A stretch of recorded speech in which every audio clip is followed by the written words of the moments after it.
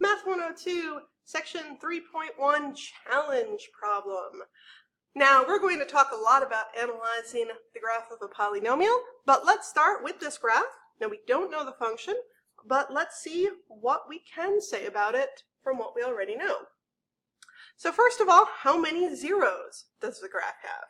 The zero is where this crosses the x-axis. So it's got at least 3. I can qualify that and continue. This has definitely 3 real zeros. A real zero is an x-intercept. Now, I'm saying at least 3. There might be imaginary zeros. Imaginary zeros I can't see, and so graphically they aren't really possible to find, but they are still there.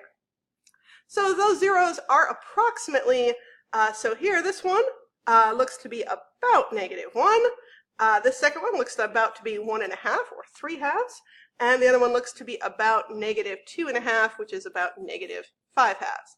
Again, I don't know those exactly, but I'm just looking at that graph and trying to approximate that visually.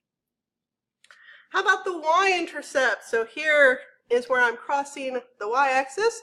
Each of those little hash marks is 5. So I'd say that looks somewhere about 27 maybe. Let me scroll this down just a little bit so we can see this.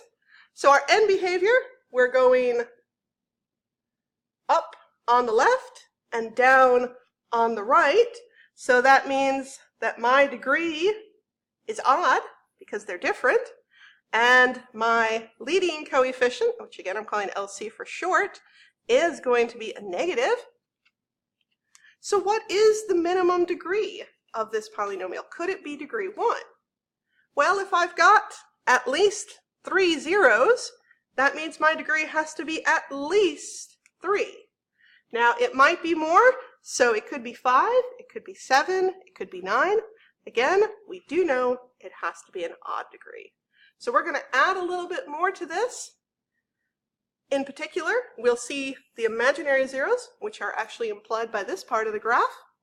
But for now, this is stuff we can say.